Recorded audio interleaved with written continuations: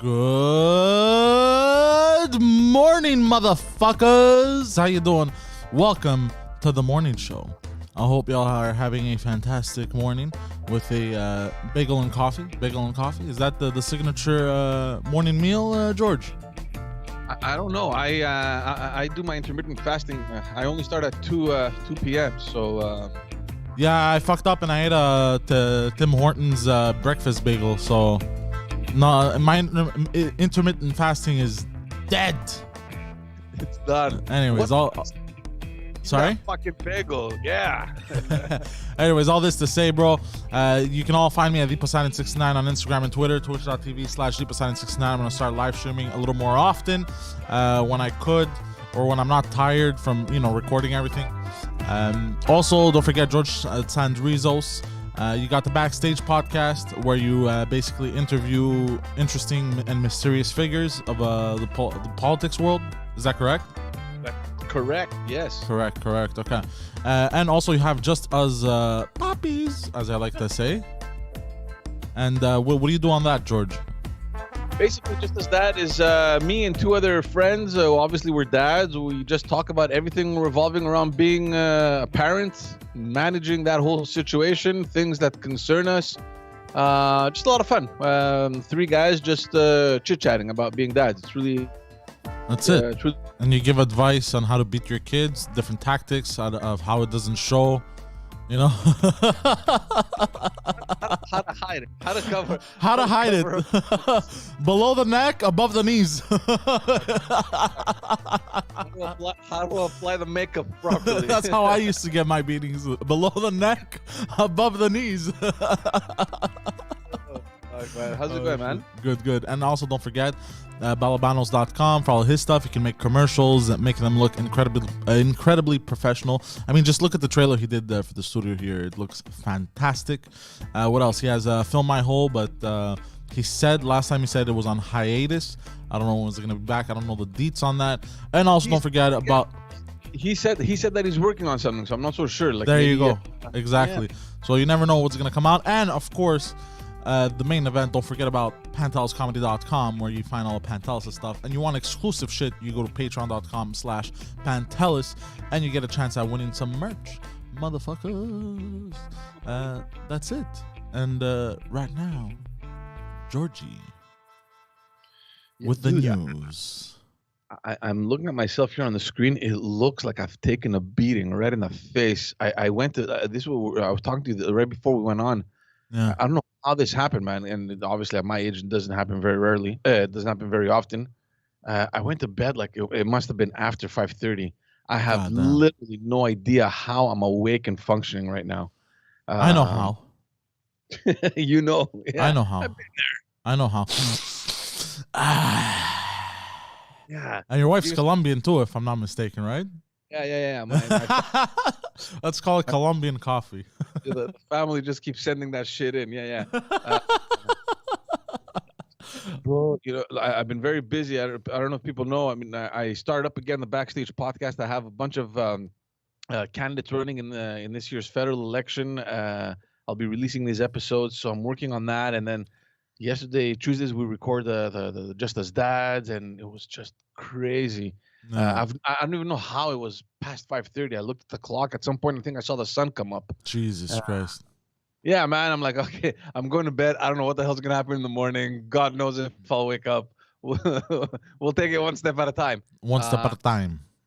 So, yeah, man, I'm out of it completely. Me, I was shocked this morning.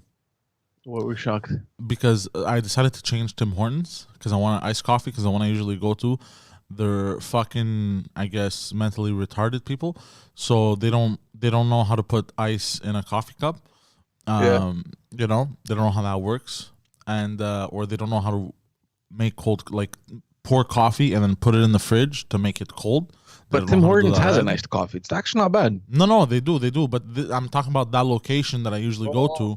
Yeah. Okay, I don't understand why the fuck they can't make iced coffee. My brain I can't wrap my brain around it. But yeah. So I decided, the way I go, there's two Tim Hortons on my way. And I checked the one, usually the first one with the iced coffee is jammed, bro. Like I tell you, it's at least 30 minutes through the drive-thru. The Tim Hortons that you guys have close to the studios there, the one Marché Central, it's impossible, man. Like you get discouraged just by looking at the lineup. I don't even know how people still go there. Yeah, but only just one of them, the first one. But bro, this time I pull in. I guess I was a bit earlier than usual, and bro, I see 0 cars, bro. I pull in, bro. When I tell you the efficiency, this is why I was shocked. I was shocked at the efficiency. The one Marché Central or another one now? Marché Central. Bro, I ordered, got to the window. Bro, the lady, as soon as I paid, handed me my iced coffees on a tray. And then as soon as I set my iced coffees on my passenger seat, bro, I turn around, my bagel was ready. I was like, whoa, what's going on here, bro? What's happened? Efficiency, bro.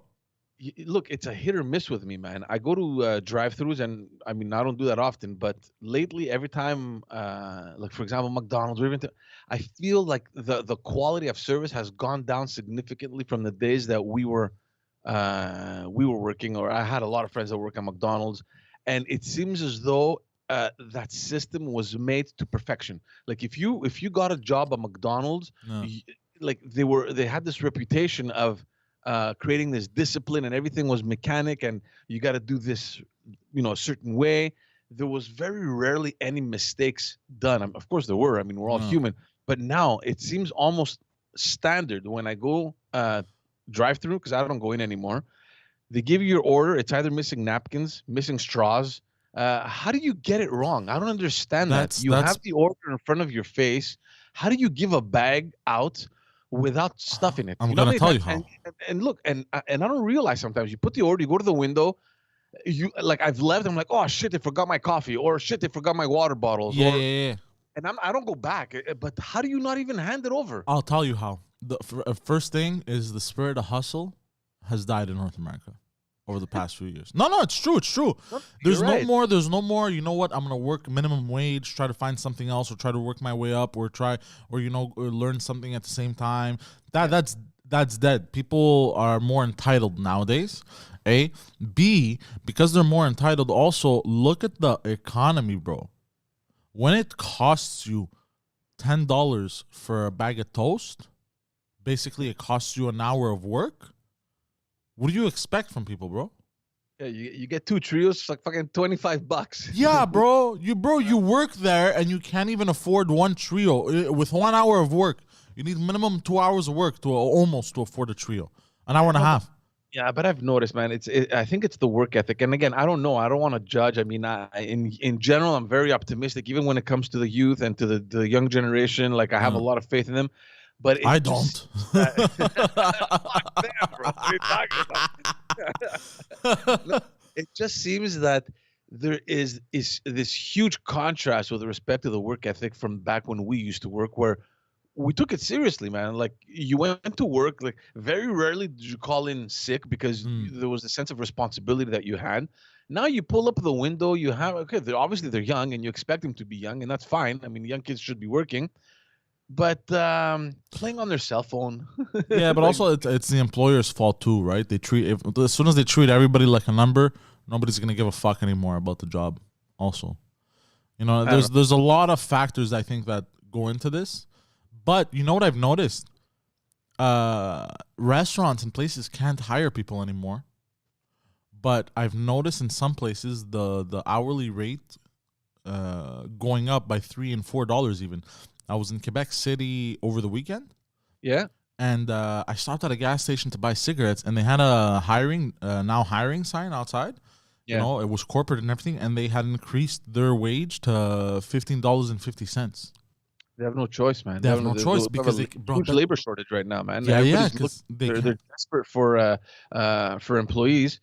I don't know, man. And even that, bro. If you would want to hire somebody, I guarantee you would have to increase it at least $18 an hour.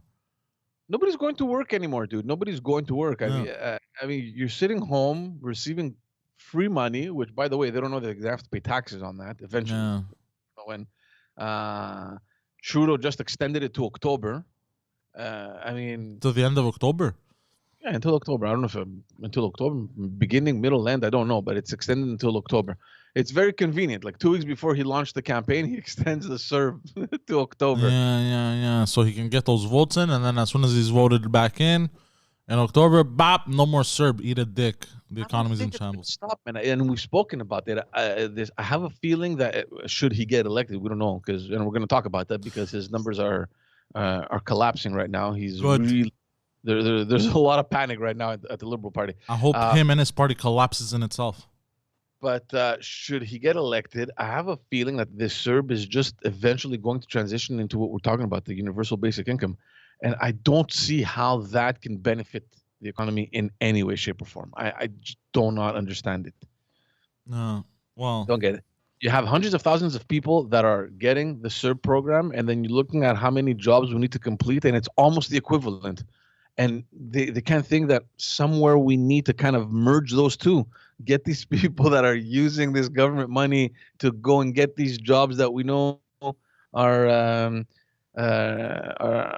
missing. So there's a lot of things that just don't make sense anymore, man. Honestly, and Pantelis is to blame for this shit, bro. Because I wanted to kind of get away from it all, and he dragged me back in. George, come to the podcast. Give us things. Like, I don't want to know anything about the news anymore, man. I don't want to get involved. No, come. Leave me alone. Well, look, right now the unemployment rate is double than what it used to be. It used to be 5.7. It's sitting at around 10%. 10% now, which is a lot of people, bro. It's huge. 10% of 30 million is 300,000 motherfuckers. Yeah. Well, I don't know if it's on. Sorry. I don't know if it's on the 10 million. I mean, you have to look at the population that is eligible to work. Obviously, I'm not sure how the statistics work there, but in any case, it's high. It's high.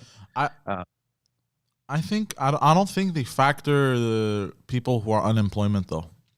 I think this only factors people who are on like welfare and shit. No. The statistics on unemployment. Hold on, let me think for a second. Because you paid into your unemployment. This is what I think. I don't know. Now tell me if it doesn't make sense and I'm retarded. Tell me. I think because once you're on unemployment, if you're like ready and willing and capable to work and you're kind of like looking for a job, until your unemployment ends, you're not considered part of the like non-working force. You know what I mean? Because no, I think you are, man. I think you are. Where it doesn't make sense is I think they I don't know. Look, I don't want to advance. I'm not so sure. So I don't want to lead anyone into error. In any case, 10% is high. It was to be expected, right? I mean, we're still theoretically in the middle of a crisis. Yeah. Well, Quebec, it dropped to 6.1% in July. It's still high. It's still high. It's still high. Considering the fact that, 3 years ago, in 2018, we were in full employment. Yeah. Look how crazy. Look how fast things can turn around, right? So, yeah. Yeah, and everything was going well. Well. I mean, I mean, it could always go better, but yeah, considering that the economy was in full swing just a couple years ago, yeah, and now we're wondering when is it even gonna, come to any sense? Like, is there any normalcy on the horizon? No, I don't think so, bro. I don't know. I think there's interdimensional shit happening. It's gonna get wackier from here. George is like, I'm too tired for this shit. Anyways, what kind of news do you have for us, Senor George? There's a lot of stuff happening regarding the elections. We're gonna bounce around a little bit, but yeah, let's go. This week, Yves-François Blanchet, he's the leader of the Bloc Québécois. This guy came out swinging this week. He's trying obviously to hurt his adversaries. We're in a campaign. These things are normal. We're going to be hearing a lot of stuff all the way until the 20th of September. So he came out specifically with respect to the government's wage subsidy program that Justin Trudeau had put in place. And he's accusing his adversaries of taking advantage of that wage subsidy program to finance their campaigns. So these are big words, right? Because people are thinking that program was essentially designed to help businesses cover for employees and not lose money. So the government will come in and help you. So let's say you had employees, instead of everything coming out of your pocket, you'd get subsidized as a business, right? Yeah. And it was basically to keep the economy somewhat alive. So that's what the wage subsidy was. Now we found out end of last year that almost every party took advantage of this program, because a party, even though it's political, it still has permanent employees. It's still considered a place of employment, and all these parties at the federal level took advantage of the wage subsidy program, and obviously with that money, because you're paying your employees, you're somewhat financing the campaign that was being prepared. So, but he's going into detail. He's saying, like, look, the money you took helped you, for example, pay for the posters, pay for this and pay for that. The only party that didn't take advantage of that wage subsidy is the Bloc Québécois. So he's asking all the adversaries to come clear and explain how much they really got, why, and where it was used. So he's applying the pressure. I think I was reading in the Journal de Montréal or La Presse, I can't remember. They went and found out approximately how much money each party made. So the Liberals, they took over $1.2 million of that wage subsidy program. The Conservatives took a little over $1 million. The NDP, nobody's yet sure. We don't have exact figures. They say that it's a little over 260,000. Some believe that it's more. In any case, when you round up the total, we're talking about over $3 million of money that could have gone to businesses and to support the businesses that went to political parties. And the question now that is coming up is, do parties, or should have the parties, benefited from this wage subsidy program? Well, I think the fact that everybody's business was in shambles and they couldn't take advantage of anything, and they were fucking, they couldn't fucking do anything. But didn't businesses get though? Like, yeah, it was designed for businesses. But when you think that the political parties actually also took advantage of this money, it puts things into question. You're like, what? Oh yeah, they're not a business. Yeah, but look, it's not a business. The wage subsidy wasn't only for business; it was also for nonprofit organizations, whatever. Parties are a business, by the way. They're profitable entities. It's just that they're a political organization. They're under a category of political organization, but they are a profitable business. Yeah. They sell memberships. They can organize things. They can collect cash. They can they can do all that stuff. So the question here is, as a political entity, as a political party, should you have benefited from this? Yes or no? And a lot of them are arguing, listen, we have employees, the program exists, so why shouldn't we have dipped into that money to help out our employees as well? Since they're government, but aren't they government employees though? Aren't they getting paid regardless? No. Parties have nothing to do with government. Okay, I don't know how any of this works, by the way, So look, everything that's related to the government has to be apolitical. There's no partisanship when it comes to government, because the public funds. So the parties, they fund themselves. That's what I'm saying. They're profitable businesses. They're profitable organizations. They're registered as political organizations, but they can earn money. They can declare profits. So it's kind of like a business. Okay. So, and they employ people. So the people working at the party, like party employees, have nothing to do with government employees. They have nothing to do with political staffers that work for elected officials. These guys are separate. They work for the machine. They work for the party. Okay, so you have, like, let's say, for example, we take the Liberal Party. The Liberal Party, as a party that functions kind of like a profitable business, has employees. So you have people taking care of, partisan affairs related to the Liberal Party. And then you have the people that are elected to office and their personnel. That's political stuff. That's government. Okay. So and you can't mix both. So this is where the big question mark comes in, because you took money that the government initially put out to support businesses, and because you're partisan, obviously that money that you took contributed to you campaigning with it, or preparing a campaign, or literally putting it aside for anything that was related to the campaign. And it's like, I don't always agree with the Bloc Québécois, but he puts things a little bit into perspective. Like, I get it. You have employees. Technically, you could apply to this program, and you should support your employees. Is it ethical to take the money that your own government put out there for other businesses for your own profit, you know? And considering also that they weren't shut down during the pandemic, Well, they could still well, I mean, technically function. well, yeah, I mean, yeah, of course they function. Everything obviously transitioned to working from home, like pretty much everything else, you know? I mean, the same way that any office job, you know, had to make that transition for the employees to work at home, the parties did essentially the same thing. I don't think, from what I can remember, if any party had so much financial issues that they had to literally stop their operations. I don't think so. Yeah, no, to me it just seems like another money grab. It's not a money grab. I mean, legally they did it because, I mean, the money's there, and yes, legally you could, but you the question is, should you?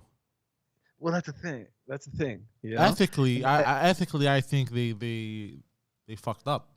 Look, I think that, like, I'm looking from two perspectives. One, you have employees.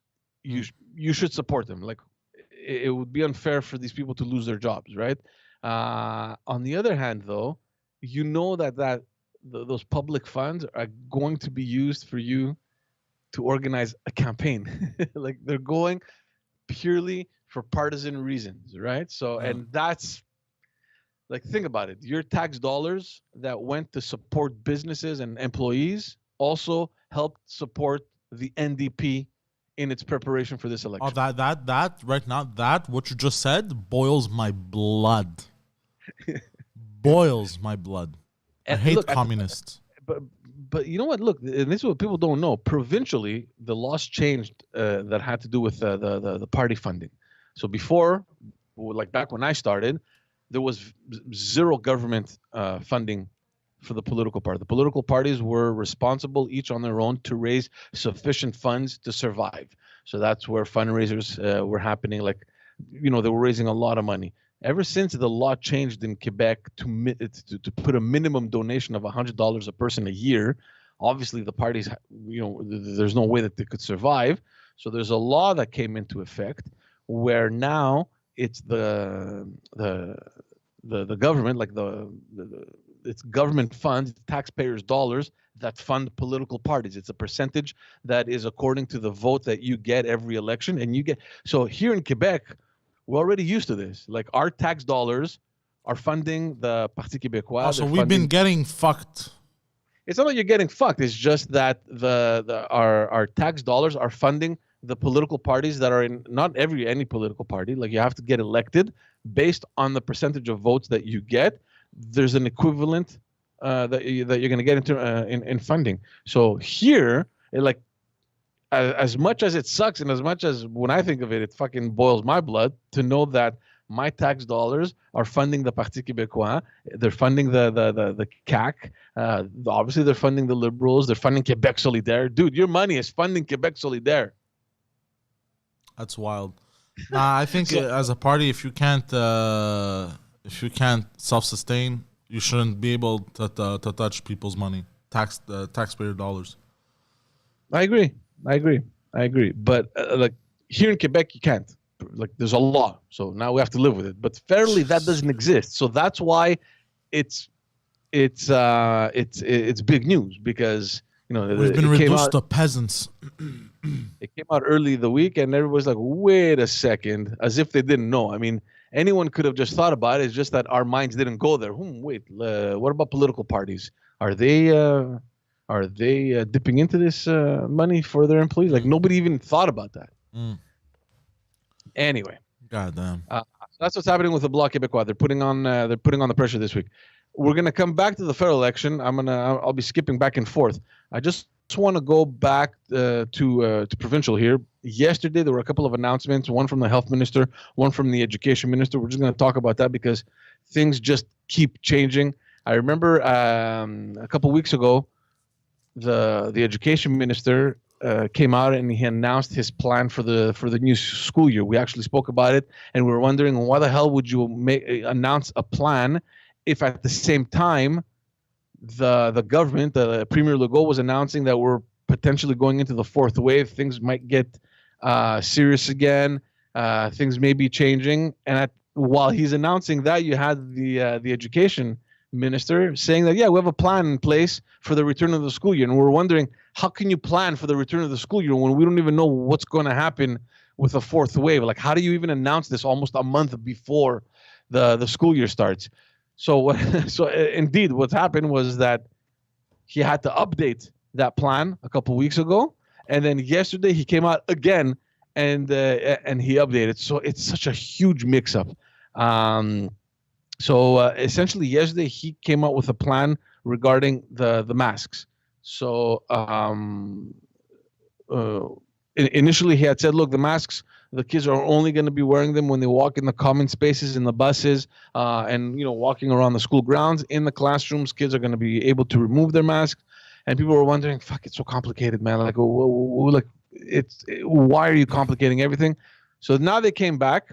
And, the masks are making a full comeback. There's like 9 regions. We're talking about Montreal, Laval, Montérégie, La Naudière, the Laurentians, center of Quebec, Outaouais, the eastern townships. Like, I don't even know why they're naming the regions where this is applying to, rather than just saying the regions they're not applying to. I think that would have been easier. So these are all the regions where the masks in the class are mandatory at all times. And it's strange the way they're thinking about it, and I'm not sure if this is even going to change again. I'm guessing that it will. Students basically won't need to be sent home if they had a potential COVID-19 contact at school. Back during the last session, the minute that there was any potential contact with anyone that had COVID-19, boom, you were sent home, and you had to stay there until you got a positive test. And then you were able to come back. You mean a negative test? Yeah. Did I say positive? Yeah. Yeah, a negative test. Now they won't do that. So he says that, the province will gradually implement the use of rapid tests, which finally they woke up. We've been talking about rapid tests and how they've been sitting in some warehouse and wondering why isn't the government using more of these tests. So they're going to start implementing the rapid test in schools in certain regions, especially in regions where the transmissions of COVID-19 are high.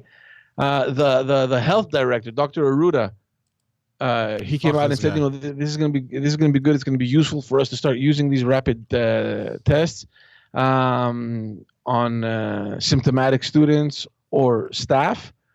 This is what bothers me. And, normally your mind doesn't go there unless they say something and then you start questioning it. He said that, the tests won't be conducted without parental consent. And I'm thinking, what if they are? You know what I mean? Your kid goes to school, they're suspecting something, they're like, come here, little one, here. Let's put this, Q-tip up your nose. We're going into like this. Or let's say they start doing like China, bro, where they try to put them up their bums. Anal swabs. Anal swabs. Oh, bro, you don't understand, bro. I don't understand how parents are accepting this for their children to have to wear a mask all the time. Bro, if I was a parent, bro, and I had children and I was sending them to school, bro, I'd round up all the fucking parents, bro. It's tough, man. I mean, look, my kid, last year she was in kindergarten. I really didn't care. I mean, it's kindergarten. And in any case, the mask wasn't mandatory for kids in kindergarten. So really not concerned. But we were talking with my wife and I'm like, oh, man, I hope this thing is over with. I don't want her to go into grade 1 where, it's the actual school experience with a mask. Like, it's such a weird time that we're living in. These kids, when they grow older, bro, and they look back, they're gonna be like, what a bunch of scumbags. It's not that. I mean, when you think about it, I mean, all these new experiences that are pretty exciting in a young child's life, right? I mean, they're going to school. It's new. It's exciting.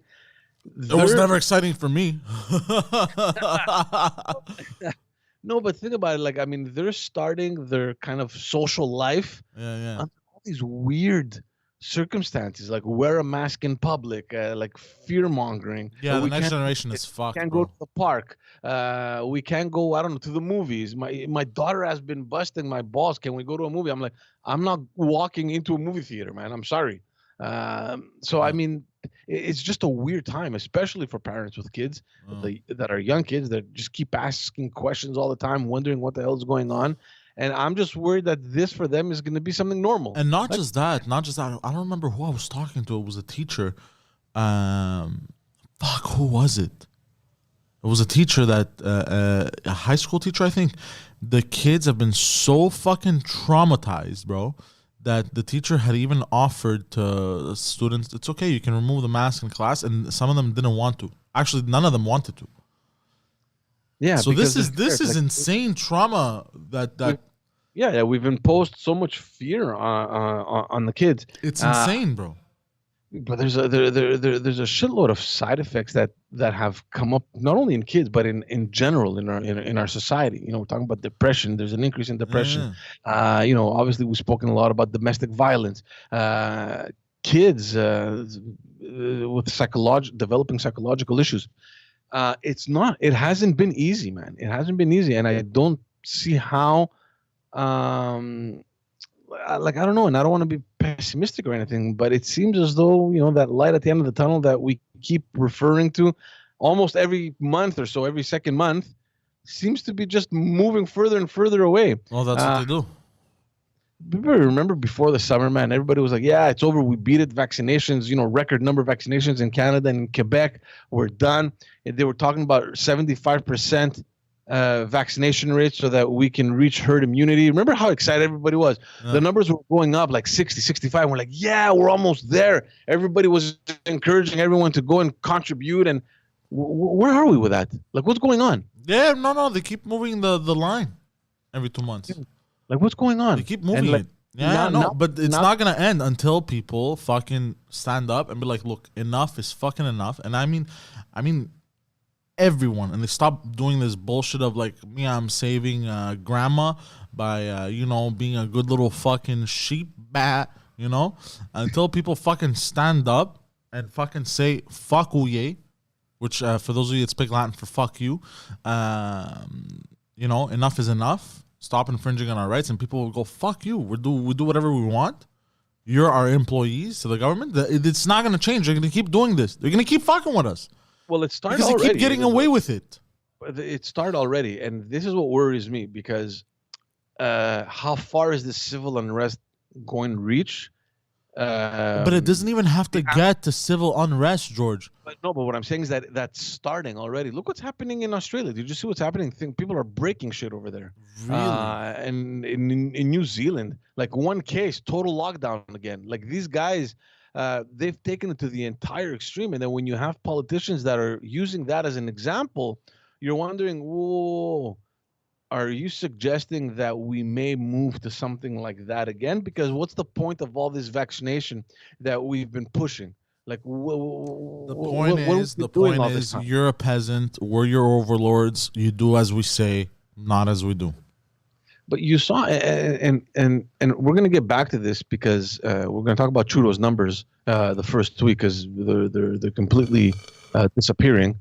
The lead that he had is almost gone. Good. I'm not so sure that who's in the lead.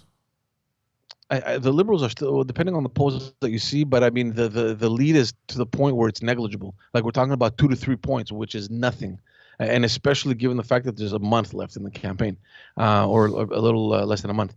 But what I was saying is that there's a lot of people. First of all, I'm sure there's this huge silent majority that you don't see. They're not reflected in the polls. They don't come out yelling in the streets. But when you're looking at the amount of people that actually do come out on the streets, a couple of weeks ago, there was a demonstration when the government announced that they're moving towards a vaccination passport. There was this huge demonstration. And we're not talking about a couple hundred people here. We're talking about thousands upon thousands of people. So I don't think everyone is on the same page. In fact, I don't think they ever were. But the way that it was perceived in the beginning was that, look, we're all in this together. Let's get this vaccination done. We're going to reach our herd immunity. Everything's going to go back to normal. And we're just realizing more and more as we go that this is bullshit, and Big Pharma is trying to take away our hard-earned tax dollars. Is that what you're saying, sir? Yes, I have arrived. Welcome to your show, bro. Well, this is supposed to be your and Phil's shows, but Phil is graduating this morning from what he told me from kindergarten. And oh, he is? Yeah. Congratulations. Finally, it's about time. And you, sir, are a mouthpiece of the goddamn liberal media. Not anymore, bro. I don't know. I know he's real woke. Yeah, he's shifting. So George, about this vaccine, I heard Bill Maher said he's angry and he's not going to take the booster shot. Well, this is what we're saying just before you walked in. When we look back at everything that's been announced and everything that was said to keep us optimistic, right? Let's do this together. We can do it. We're gonna, flatten the curve. Like all this discourse, all these words that we're tired of hearing. Yeah. Just so that we can return back to normal. It just seems that it's getting further and further now, and that's what doesn't make sense. I wanted to contribute to this situation getting better by getting vaccinated, because initially we were told that our objective is 75% of the population. Mm-hmm. We've reached that. In fact, I think we even surpassed it. Where's that herd immunity, dude? You know what I mean? Did you even have any clue about what you were talking about back then, or you were just fucking throwing words out of your ass? So and people are slowly getting tired, like, I mean, they're reaching a point where, past which I don't know how much more they can handle it. And I was talking to, I was telling Poseidon what's happening in Australia, where people were on the streets almost every day last week. But that's more than just vaccination. In Australia, they're pissed off because they're locking everyone down when there's 2 cases. They're shooting dogs in the head because they go, it's too, we don't, there's rules now, so we can't allow the dog refuge people to come and pick up these 2 dogs that are homeless, so we'll just shoot them in the head. It's all this whole we're following orders bullshit. This is why I said in the beginning of this, when we were doing the morning show via Skype, remember, from our homes on Saturdays? Yeah. I said it is the most difficult thing, the thing that we have to watch out for is if people lose common sense. If they just nod their head and go with it, and then their excuses, well, that was just the way it was. That's what we have to avoid doing, and that's not what's happening. Like Australia, they went full moron, the government. No one's questioning anything except for the people. The people are questioning everything. But the government's like, no, I mean, we said there's a lockdown, so we can't rescue these dogs. We'll just shoot them. It's completely fucking insane, bro. Imagine here in Quebec if people did that during our lockdown.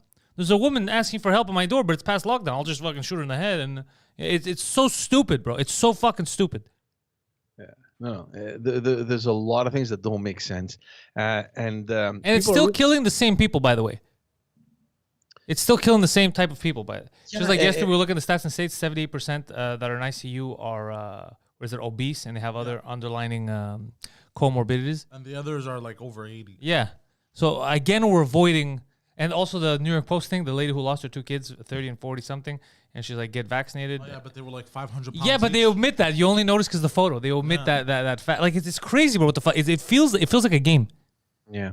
Look, what's tiring is that as we move along this and they realize that what they're doing isn't working, they're trying to open new doors as potential solutions. And one which I will definitely have a problem with. So far, I mean, I've been questioning a lot of things, but I'm like, you know what? Look, let's get the vaccination. Let's help out the situation. I get how it works. The more people that are vaccinated, apparently, we're going to reduce the rates of transmission. Things are going to get better. But when you're starting now to kind of bring into question the possibility of vaccinating young kids under 12, I have an issue. A lot of people do. I have a freaking problem. There's no way that a healthy kid under the age of 12 that has probably the best immune system needs a vaccination. Yeah. For something, by the way, that we don't even know if it works, right? And I know 70-year-olds that passed it. Yeah. No, but what I'm saying is that, I mean, I have my kids vaccinated with everything because I know that if she gets the chickenpox vaccination, she won't be getting chickenpox ever. Yeah, that's the point. Yeah. Yeah, but these are also vaccines that have existed for I don't know how many decades. No, he obviously it wasn't magic that he gets it. You're not wrong. A lot of you're probably in the majority. I don't know if you're the vocal majority, but a lot of people, I don't have kids, are telling me the same fucking thing. They're usually people who were the first to get double vaxxed. But it's like, no, I don't want to send them to school. I don't want them to get vaxxed. And I don't know what's going to happen. And I don't know what to say because I don't have kids, but but we're also being squeezed in a corner. And again, look, in my case, I mean, my kids are young. There's no fucking way they're getting the vaccine. And but I have friends whose kids are 10, 11 years old, 12, that are close to that age, right? Where, as of 12, you can get vaccinated. Yeah. And they don't want to. But at the same time, when the government says, well, look, and we're going to talk about that now with a vaccine passport, when they're telling you that, well, they may not have access to certain things like their activities, their soccer games, their whatever, classroom stuff, activity. Yeah, which is still, by the way, I found something out yesterday. It's still illegal in Canada, by the way. What's still The passport is actually illegal to stop you. Yeah, really? and they're not allowed, in our charter, they're not allowed to force you to get even medical treatment. They're not allowed to push medical treatment on you if you don't accept it. That's true. Against your human rights. So the forced vaccine is against. So what they're doing is they're tricking people. They're tricking companies, telling them you guys have to force it, right? So that they could take the blame. Why do you think they're telling companies to do that? Because they can't do it. Even the passport, technically, you're supposed to be able to tell people, I don't want to show you. It's none of your business, and they can't. Because it's not a law. These are mandates that they're putting in. They're not laws. We're just dumb and we're just going with it. Well, you're right, because they're kind of taking their hand out of the equation, and they're forcing the businesses now to become experts in tracking if whether or not people like. Since when does a restaurant have that, capability, power? Yeah. I think a lot of lawsuits are going to come out of this if people are smart. Yeah, if people are smart, because they're just passing the buck. They're tricking people into thinking. The guy think about it. You open a restaurant because what you're good at is cooking and feeding people. That's what you're good at. You're good at running that business. And now the government is saying, well, in addition to that, by the way, you need to become a specialist in identifying people that are vaccinated. And by the way, make sure nobody has a fake QR code. How do you want me to do this shit? Yeah, what am I, Border Patrol? What are you talking about? No, you know what I'm saying? So, but since we're on the topic, yesterday, Health Minister Christian Dubé came out to announce exactly how this whole vaccine passport is going to go down. We had said last week or 2 weeks ago that they were doing some pilot tests on certain platforms to get everything ready for September 1st. Apparently, everything is ready, and it will take effect on September 1st. So so the health minister basically he outlined the details of the passport yesterday. So as of next week, all Quebecers that want access to non-essential services, they will have to show the proof of vaccination as part of the plan that the government has to avoid, from what they say, another lockdown. So the passport will be in effect in places such as restaurants, bars, gyms, movie theaters, museums, outdoor festivals, and other different events, and even some activities in schools. So basically, to enter these spaces, you will have to show your QR code that the government pretty much provides after you get vaccinated, plus a valid photo ID. For the kids that are below the age of 13, they will only need to show their photo ID. Now, what happens as of Wednesday? They're going. He went through the details between Apple and Android, whatever. So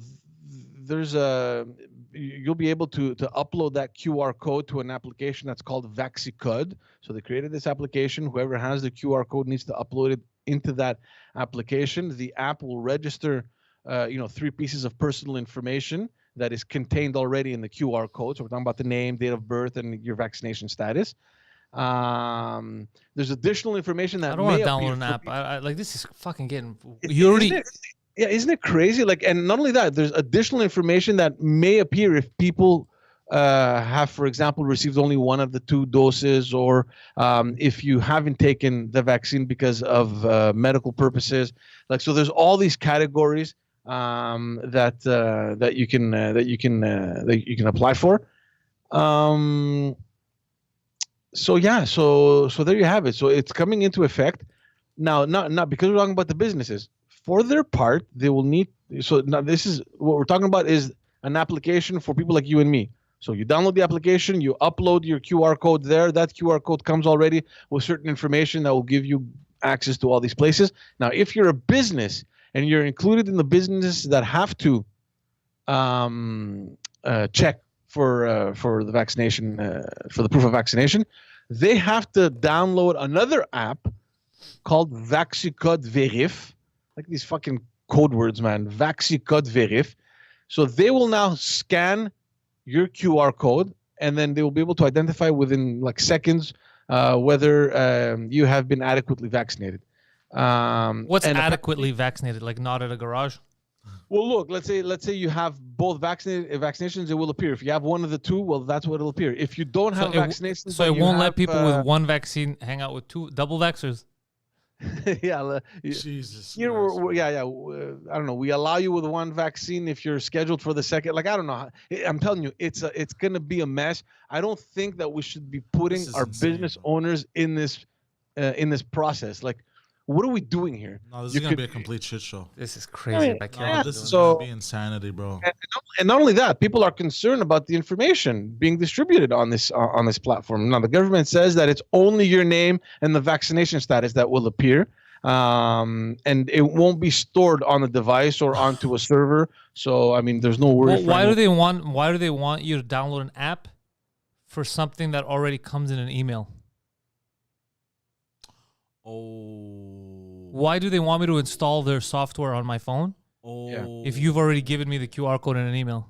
Yeah, I mean, you can just why do I want to install your software on my, like I'm fucking like we're all stupid. The government decided just to double up our work. Like I don't understand. It's a good point. Oh yeah, no, you have that QR code, but install that app first. That doesn't track anything, doesn't listen. No, get the fuck out of here, bro. Get out of here. Yeah, but then there's a whole other procedure for the businesses. So I don't understand. Now we're like animals that are chipped. Like everyone just has to get tracked wherever the fuck you are, who you spoke with, this and that. Why are people okay with this shit, bro? Because they're fucking lunatics. All idiots, bro. It's insane, bro. It's what you were saying before. At what point are we gonna get so used to this where it becomes normal for us to just give in like this, right? Oh yeah, you need okay, yeah, you need proof. Okay, here you go, sir. Here, scan my thing. What the fuck have we become, bro? It's like an item at the shop, like you when you're like in a shopping cart, Boop, they scan you. Okay, you're done. We know that you're out of the inventory now. You've been purchased. Like this is what we've become. You go, here you go. Here's my status. Dude, scan. Am I okay? Am I not okay? Okay, let's go. It's like I don't know, man. I feel like I'm part of this herd, like of animals, like going through like some checkpoint or whatever. You know what I mean? We're fucking. Like, okay. Bro, this is a very. I think we slid down that slope, bro. Yeah. We're already on the slope. And I'm saying this, and I was in favor of the vaccination. I took both doses.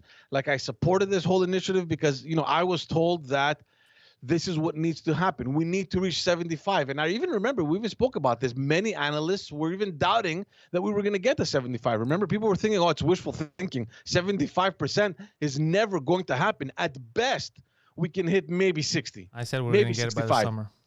Like we've surpassed 75. Yeah.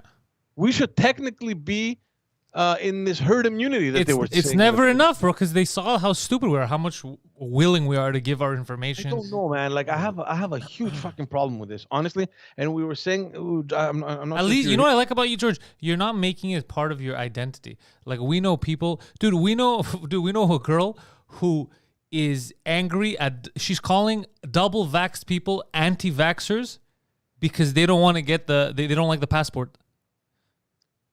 Yeah, double vaccinated people are being criticized for not wanting the passport. Yeah, dude, people that were getting interviewed during that massive protest and shit. Like I have everybody who makes man on the street videos on the internet. He had to redo his script because he was planning on talking to people and he thought they were going to talk about aliens and chips. And everyone he was talking to was like, no, I have both shots. I just don't like the passport. Yeah. So then he has to change the video that's going to post online about the narrative. He's like, okay, it's not what I thought. I was told it's just psychopaths. I'm just afraid. And we know the girl that we're talking about. We know her relatively well, a couple of years now. But she started because we're like, oh fuck, she's fighting like online with anti-vaxxers or whatever. And every person she's fighting was like, no, I'm double vaxxed. I just don't want the passport. No. What an anti-vax idiot! No. And it's like I don't think you know what anti-vax means. Like they're just blanketing it. But he's anti-vax port. Yeah, it's insane to me how fast people do that. That switch, they make it part of their identity. I'm a sheep now. Yeah. It's nuts to me, bro. It's scary, actually. Yeah. No. What's scary is that we're creating these compartments of citizens. Yeah. like we're you know, it's group. Like, what group are you in? Like, this is what worries me. This is what worries me. And then you have Justin Trudeau coming out in his campaign and threatening everyone that if you're not vaccinated, don't even think that you get on a plane, and put vaccinated people's lives at risk. How are they at risk if they're vaccinated? Then what's the point of the vaccine? You get the vaccine so you can. Yeah, like, it doesn't. Like, I heard that it was some rally, and he's yelling now. And I don't know, maybe you for sure, if you look for the clip, you'll We find saw. it. We already talked about it. Yeah, we saw that. We brought this up. Yeah.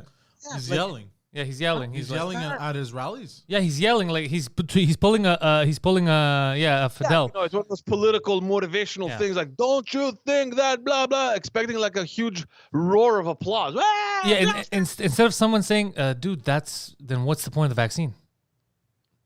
Like, yeah, it's like I heard that, and then I repeated that whole thing back in my head, and I'm like, okay, I'm trying to think, is it me that doesn't understand? No. Is It's anyone who thinks won't Yeah, understand. no, but like, how much is it me that doesn't get that it makes sense, or does it really not make sense what he just said? It doesn't make sense. I've already argued people it doesn't make sense because if an unvaccinated person comes to me and I'm double vaxxed, it's like, oh, but you might give me, yeah, but if I give it to you, why'd you get vaccinated? So I don't die. I have mild symptoms. Okay, so what are you scared that I give you? Because you could share it too. Yeah, but if I give it to you, maybe you'll die. Okay, so then you care about me. Well, fuck off. Well, you don't care about me. Care about yourself. So you're scared that somebody that's not vaccinated might give you COVID, and you might have mild symptoms like the flu, whatever. That's how every year is. You take chances when you go outside that you might catch something and have the flu. So what are you talking about? This doesn't make any sense. Also, I would like to remind people They're that trying to get to zero sickness, zero flu, zero. It's never going to happen. This is going to be a losing game. We're getting tricked. it's literally but what's impossible next? because it is an airborne virus.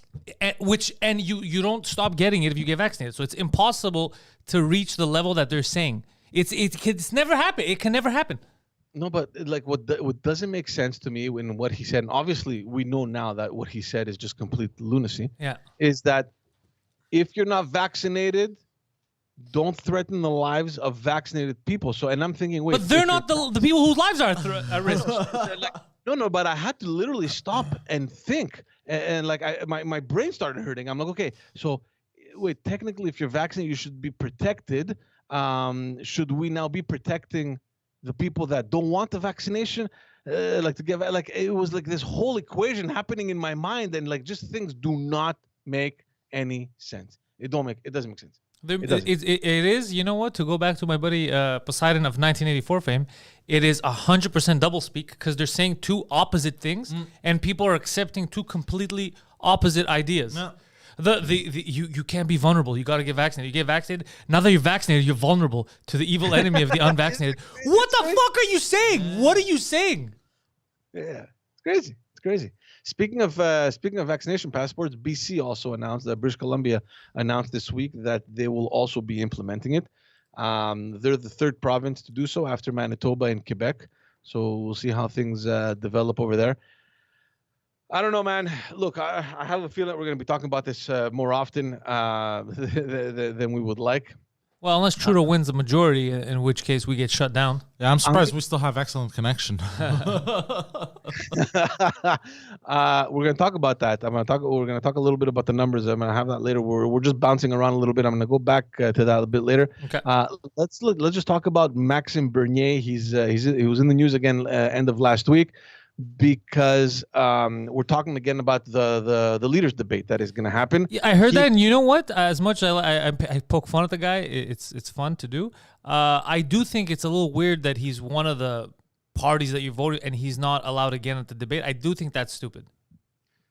Well, we'll get to the criteria, because he was also excluded last election, but finally he got in. So what happened is that, there's a special group. It's a leaders debate commission.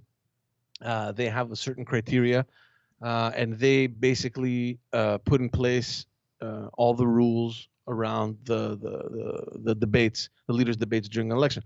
So they came out and said last week on Saturday that the Bloc Québécois, the Conservative Party, the Green Party, the Liberal Party, and the NDP will officially square off in the leaders debate. They left out the People's Party of Canada, and obviously they went apeshit.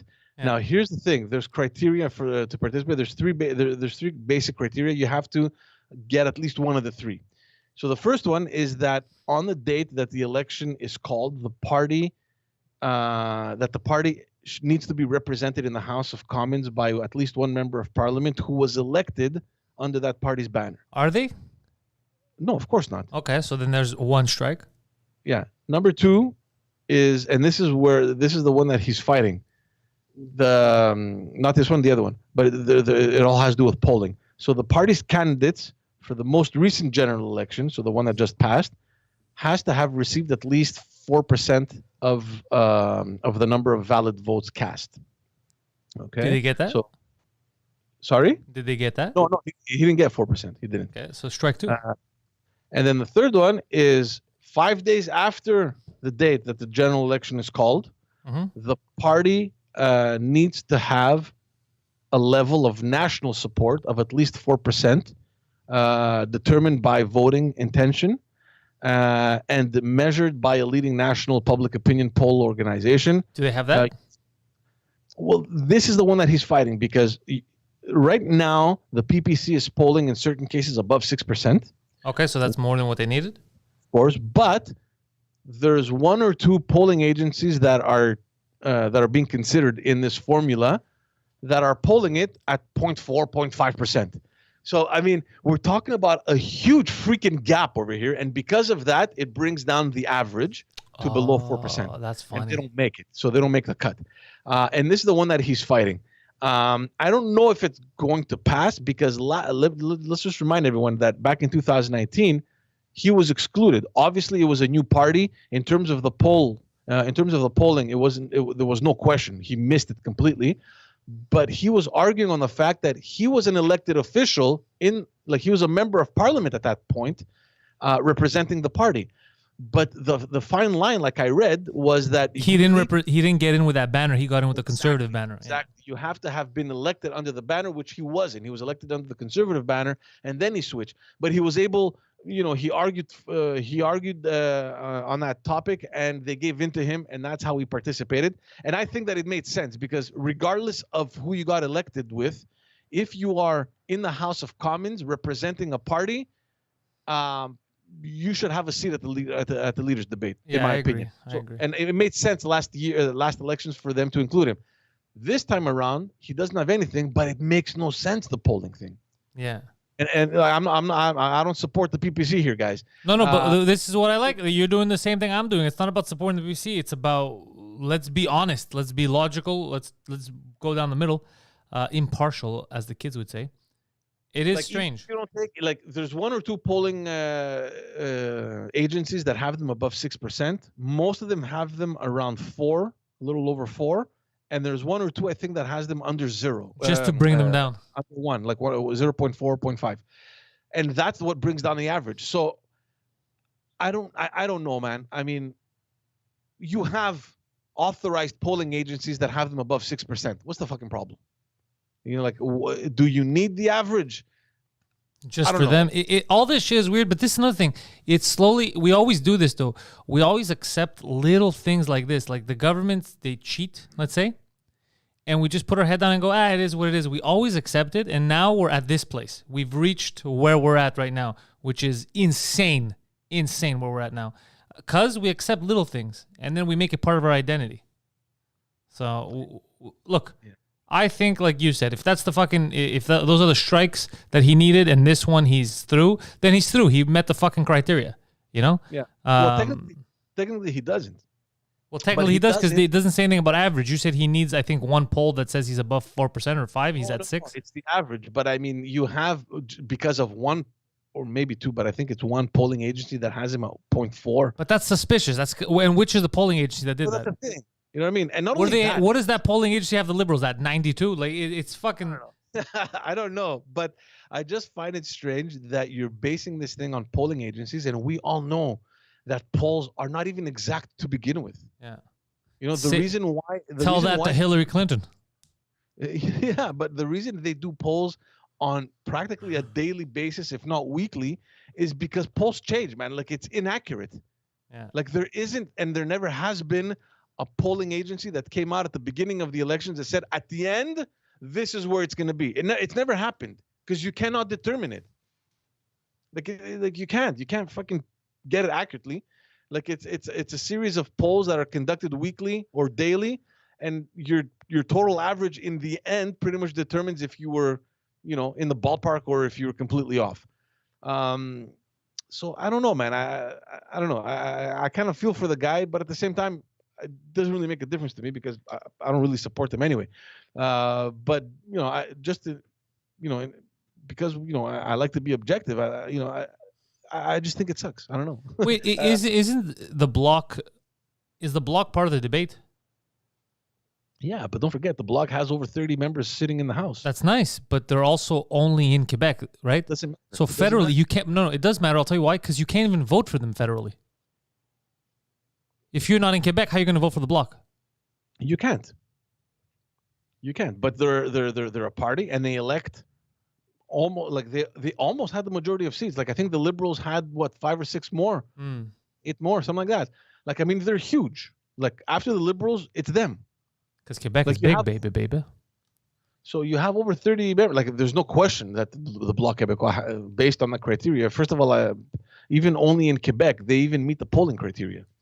I'm just saying because they meet the criteria. But here's the thing: so one guy meets the criteria, but there's no point because even if what I'm saying is the Bloc, even in the debate, if they sway everyone in Alberta and Vancouver, like that's great, you still can't vote for them. No, they can't. Yeah, exactly. No. That's a party that exists. Our system is weird. Our system doesn't make that much sense here. It's a little strange. But at the same time, I was thinking about this the other day, and we can't have a we can't have a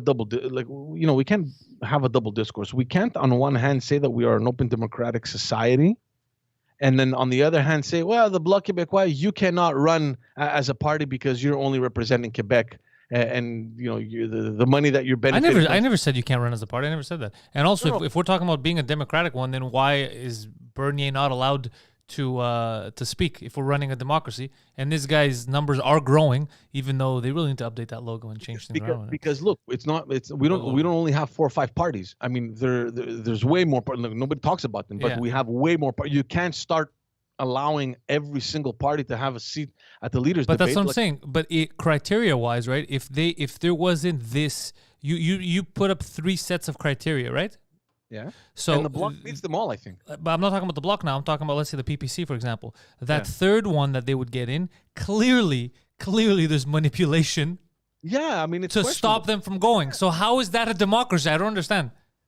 Yeah, no. I was saying on the argument, and you didn't say that. I was just saying in general, the argument that people have about the Bloc, questioning the existence of the Bloc. I'm not questioning the existence of the Bloc. What I'm saying is at the debates, even if the Bloc debates well and wins over everyone from Ontario all the way to Vancouver, they can never govern. They can never govern. They can't get voted for. But they know that, and their goal isn't to govern. Their goal is to have the balance of power in the House, knowing fully well that they're going to be able to represent Quebec interests at the highest level, which they have, by the way. Let's remind everyone that under Gilles Duceppe, the Bloc Québécois was the official opposition to Jean Chrétien and part of Harper's reign as well.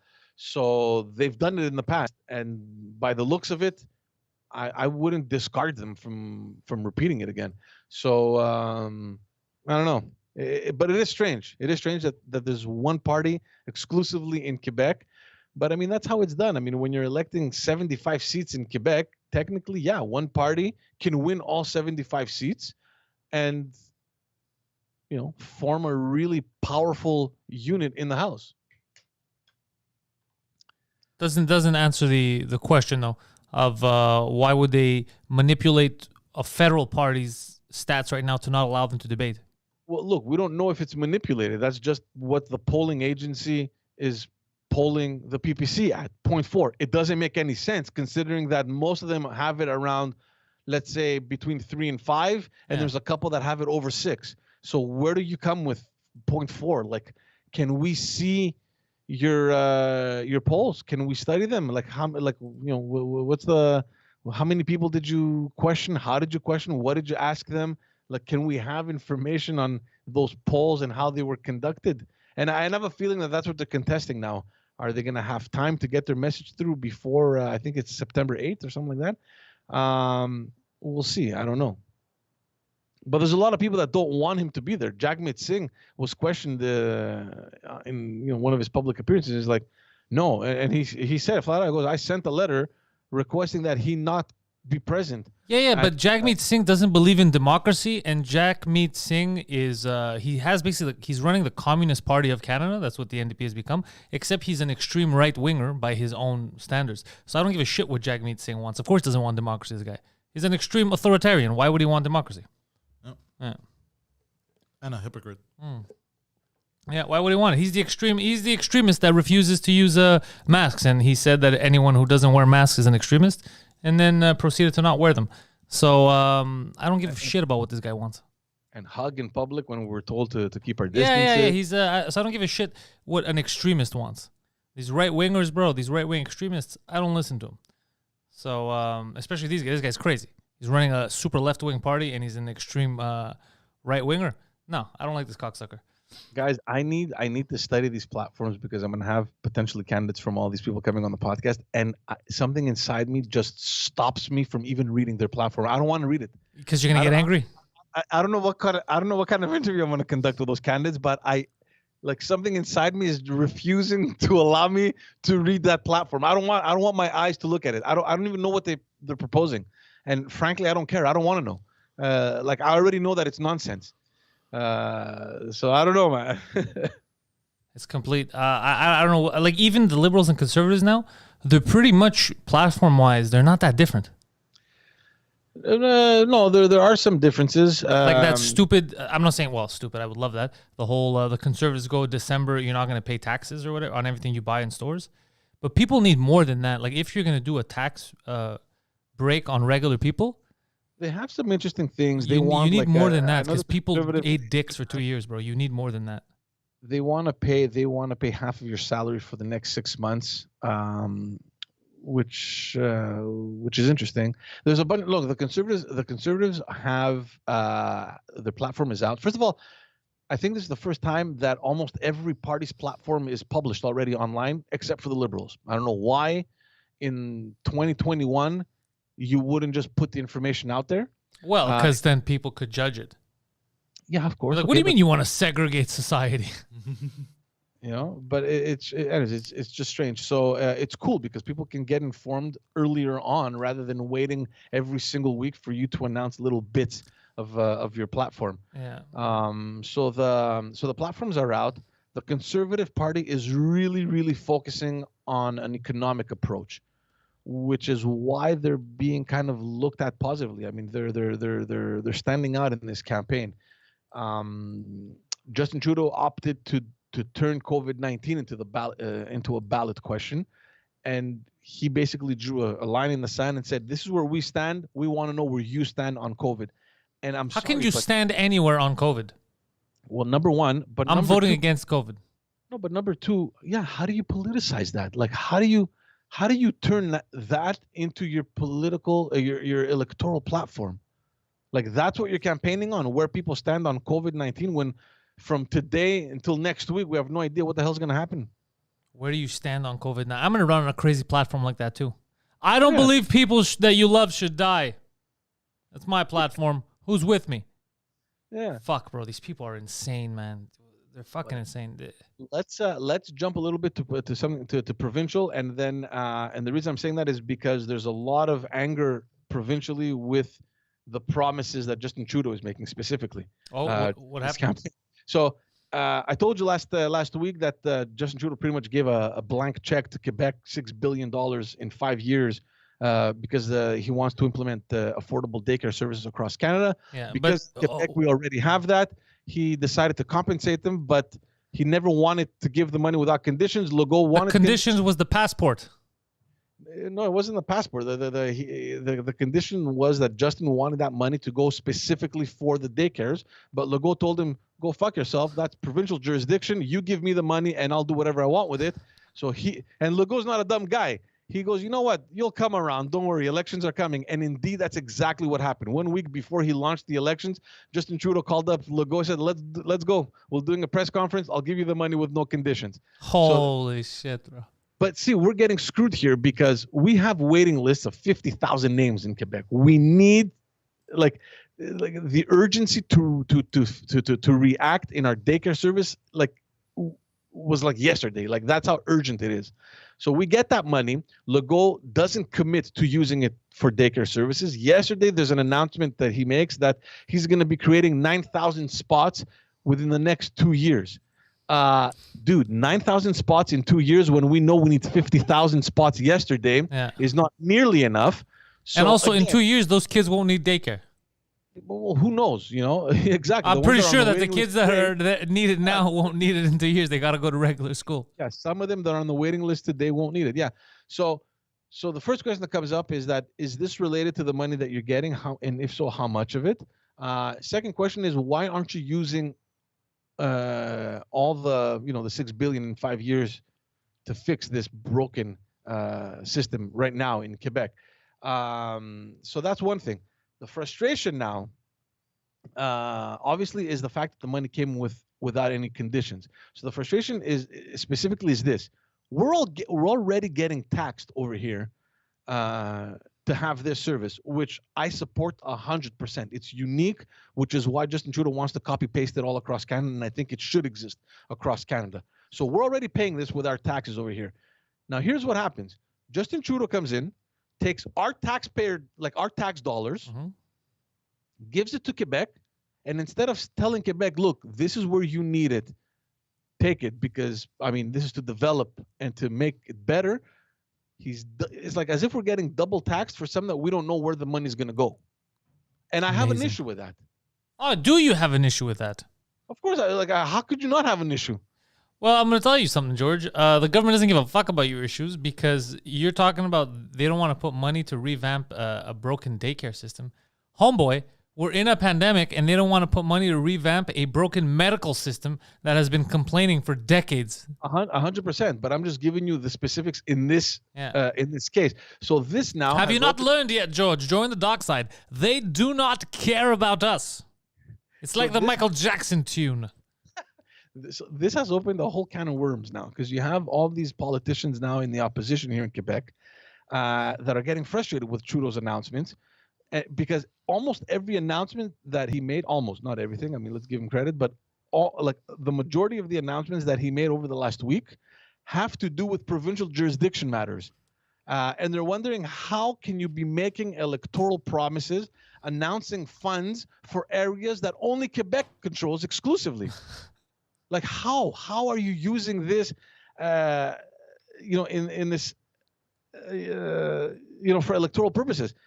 So look at the announcements that he's made. Okay. In the health department, so we know health is 100% provincial jurisdiction.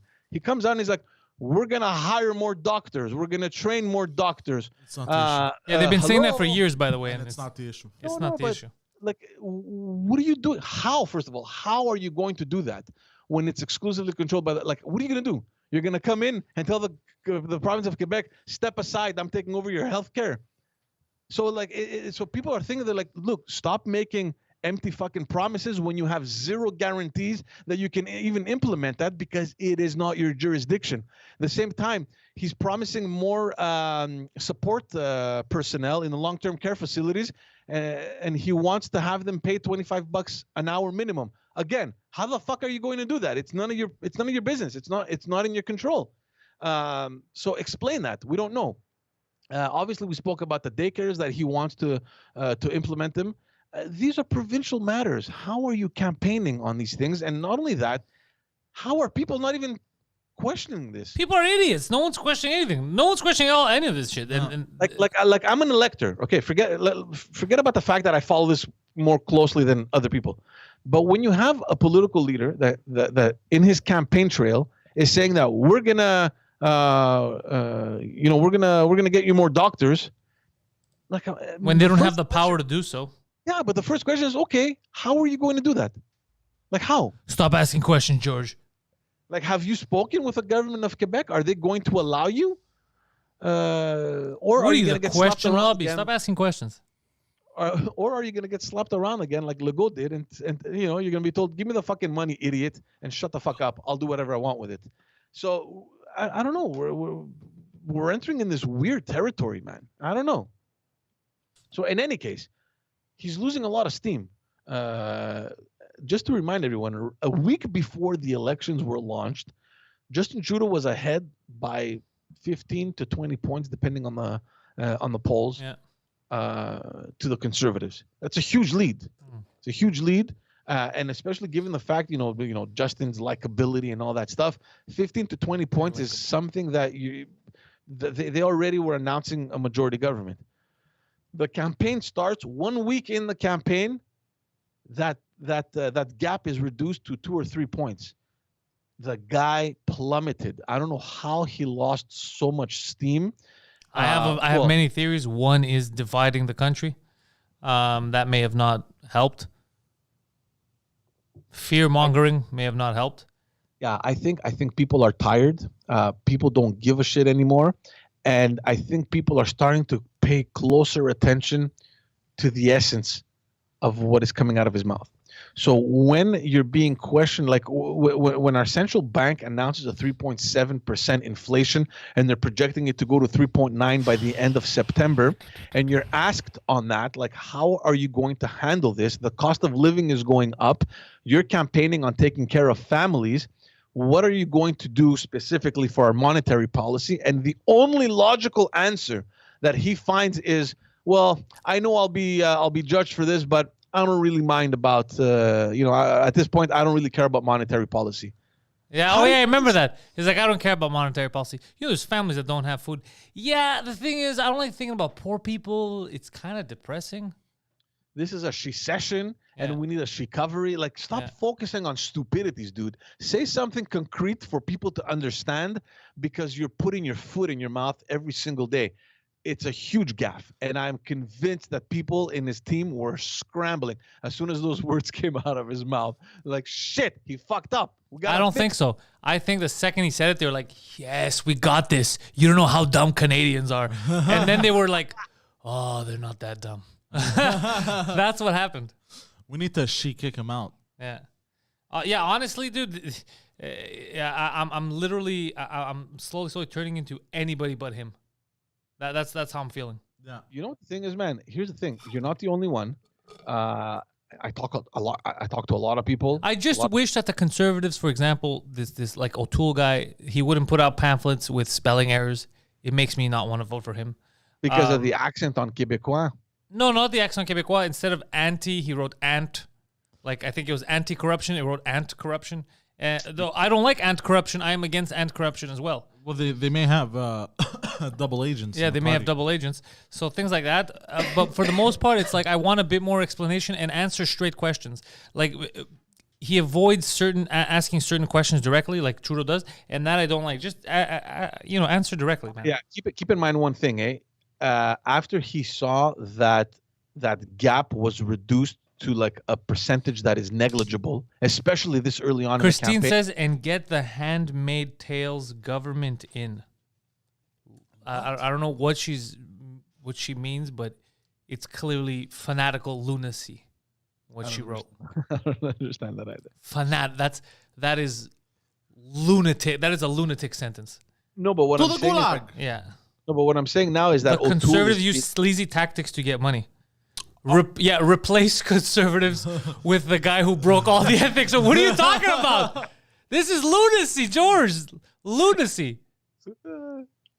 Fuck. Look, the Conservatives are also the only reason why we didn't fucking eat a dick during the 2008 crash. Yeah. I'll give him that.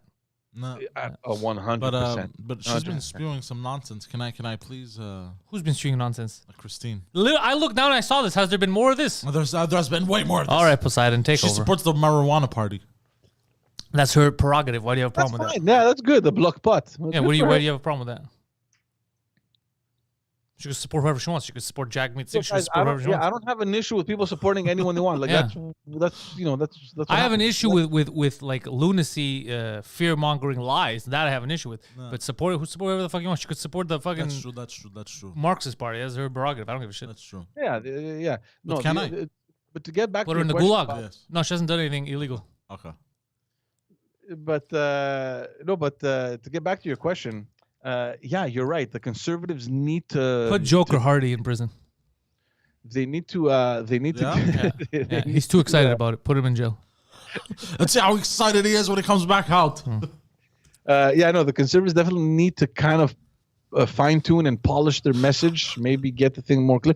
But at the same time, look, he's being very careful. They cannot afford to kind of start walking on eggshells right now. They're reducing the gap. He wants to take the lead. I have a feeling that he might. Let's see how this week develops.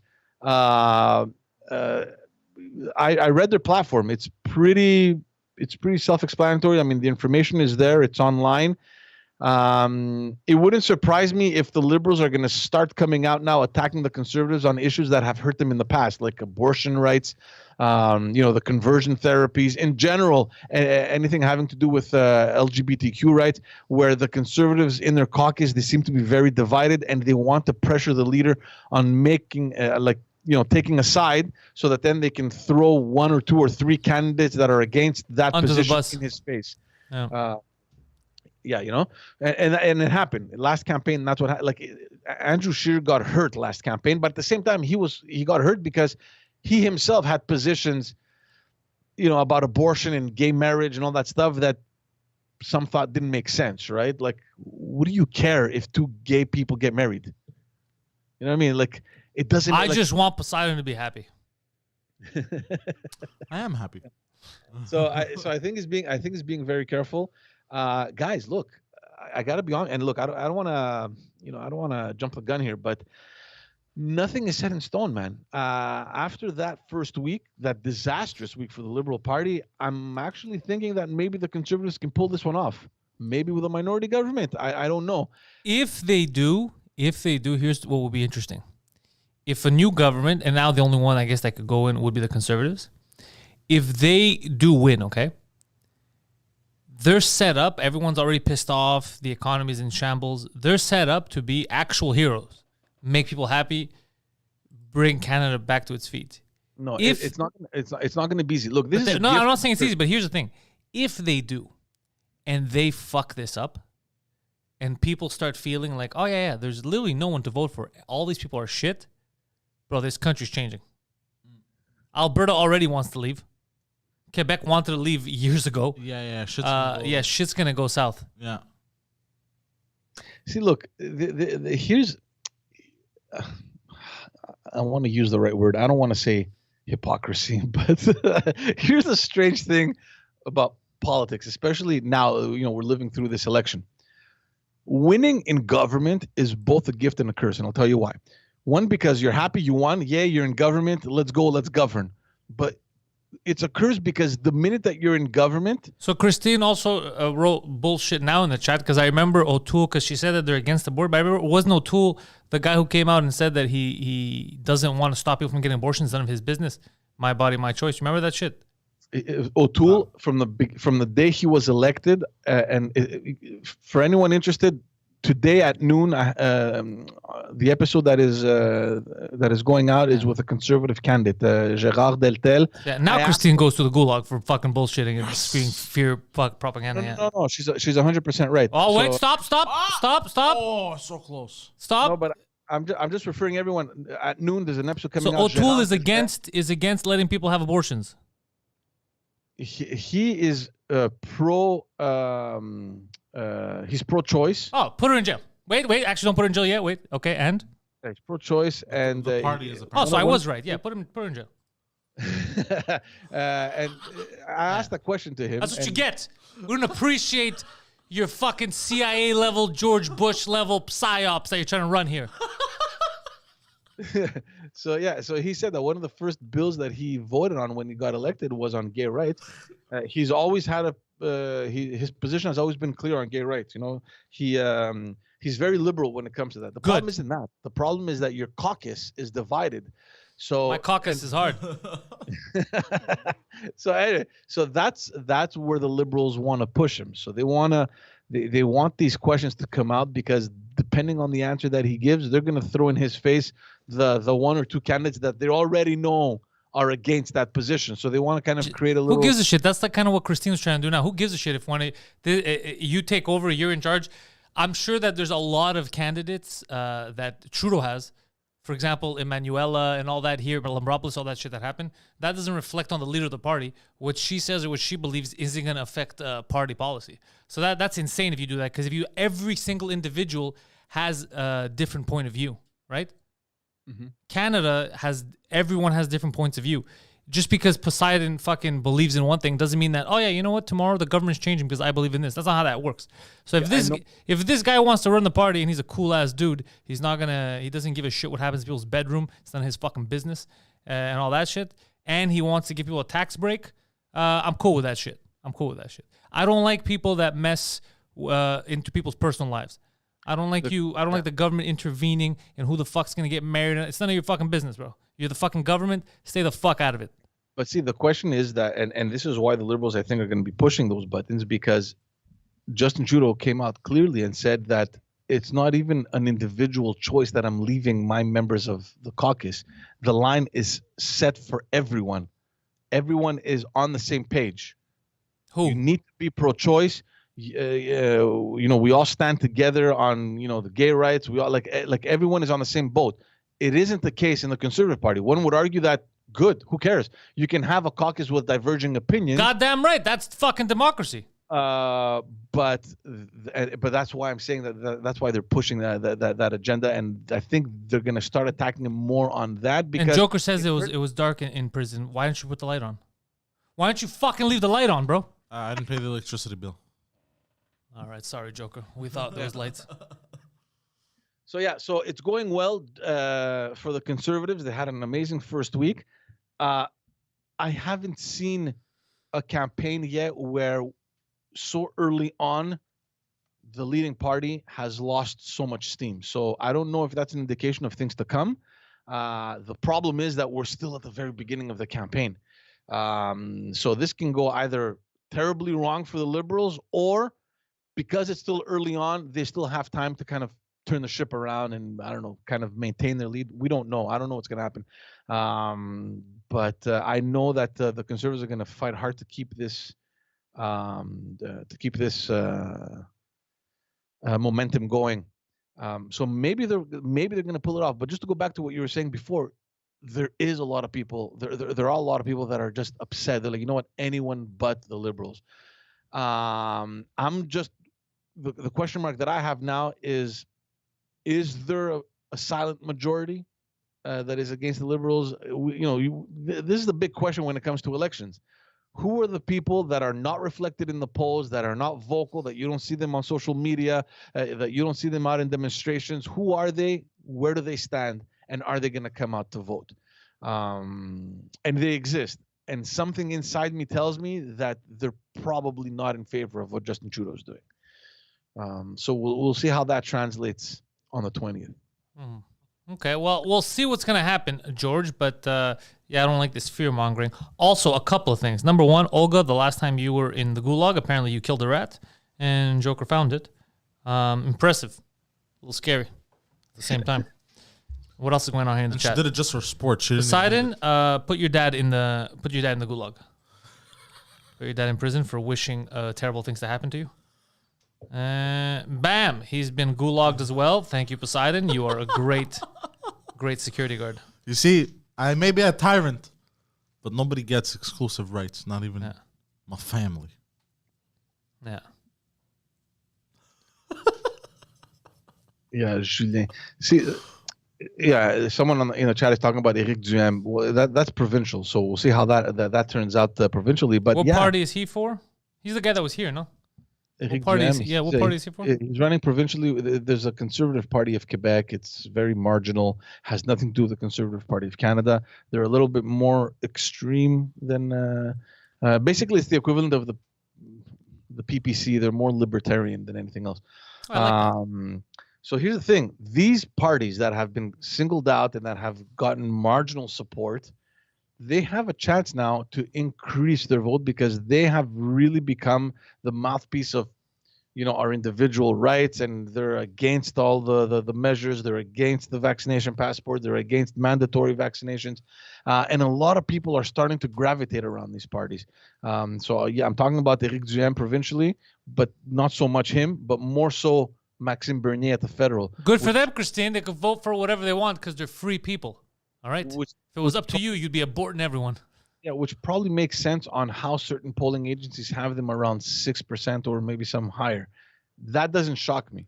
It doesn't surprise me. I don't think they're overestimating them. I think they're pretty much on, which would be a huge jump from the last election. The question is he going to be able to elect someone in the House? I don't know.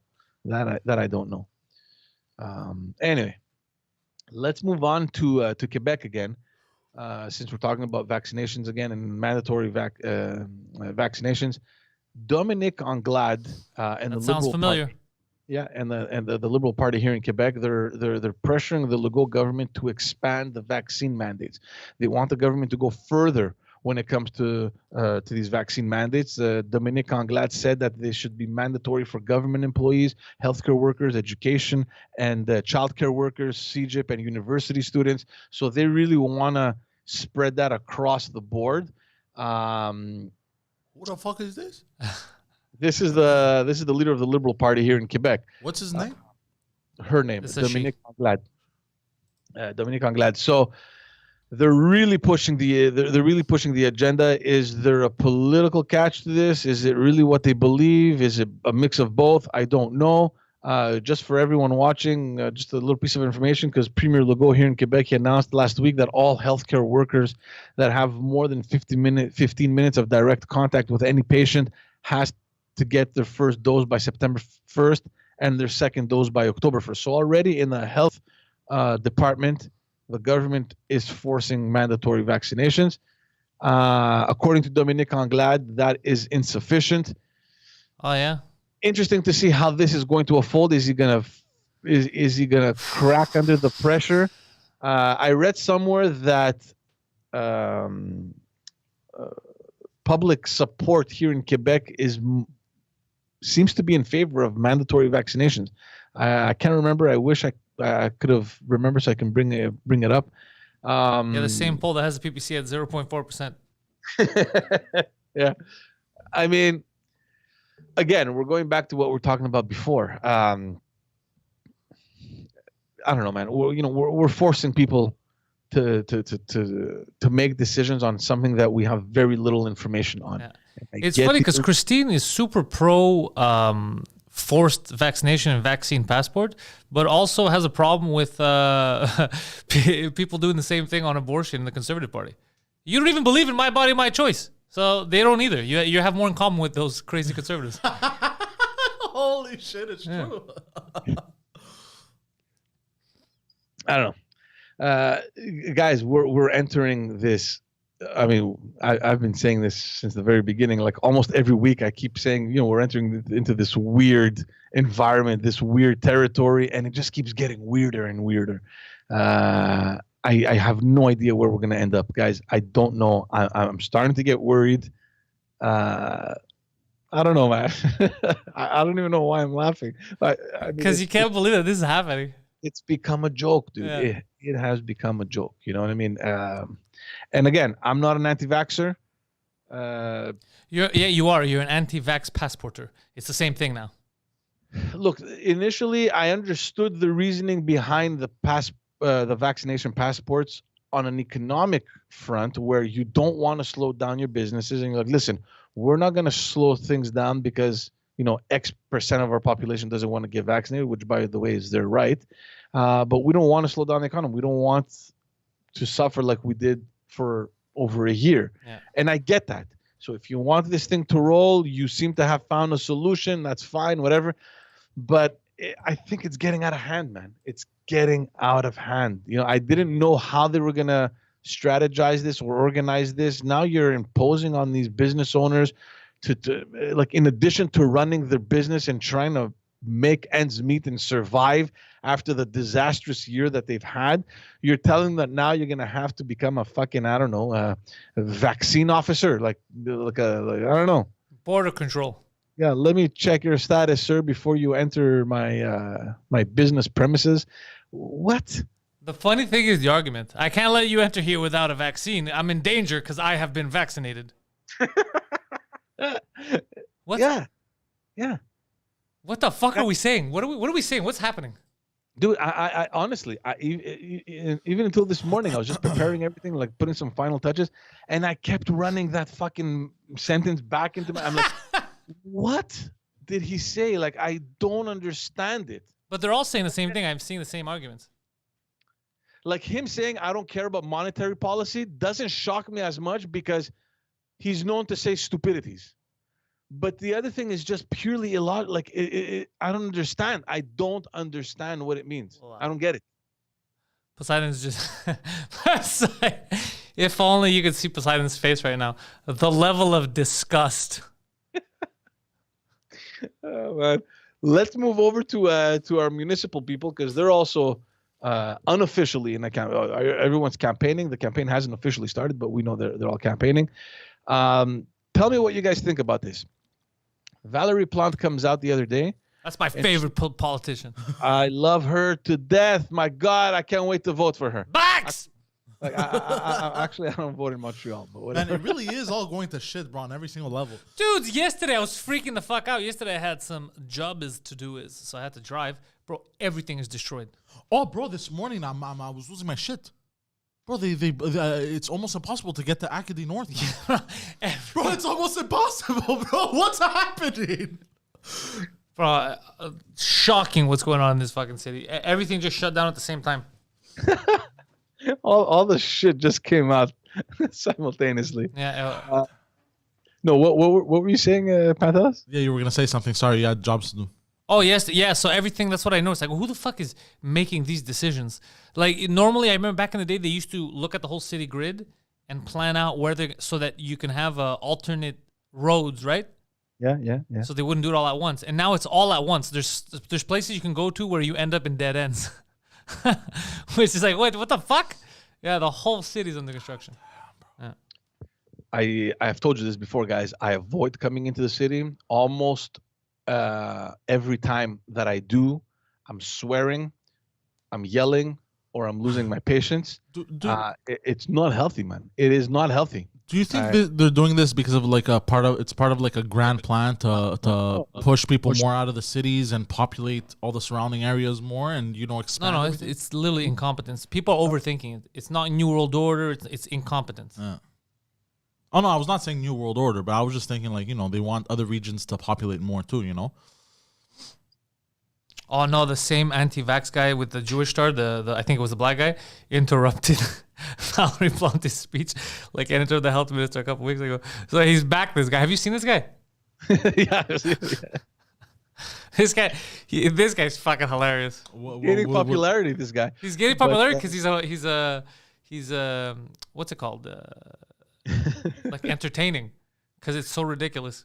But just to answer Olga in the chat, because she's talking about Denis Coderre recruiting Jean Roldi as a candidate. Who's that? This guy, he's very well known in Quebec. He's this huge fashion icon. Ooh. And he announced him, and everybody's thinking, what the fuck is this guy doing? Well, like, why? Well, because you know what Quebec is missing, and you know what Montreal particularly is missing? Fashion. No, but guys, by the way, anyone has the right to run. I mean, it's if he wants to run, and it's his right, and he should. But I agree with you, Olga. It's just the weirdest fucking candidate.